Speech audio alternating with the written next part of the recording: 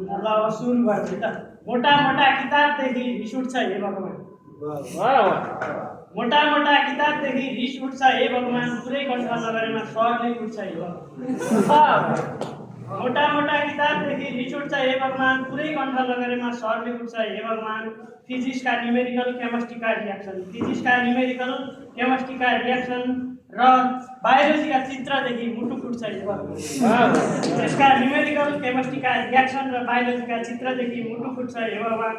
Lecture सुन्दा सुरु र अन्त्य कहाँ हो थाहै हुन्न, लेक्चर सुन्दा सुरु र अन्त्य कहाँ हो थाहै हुन्न।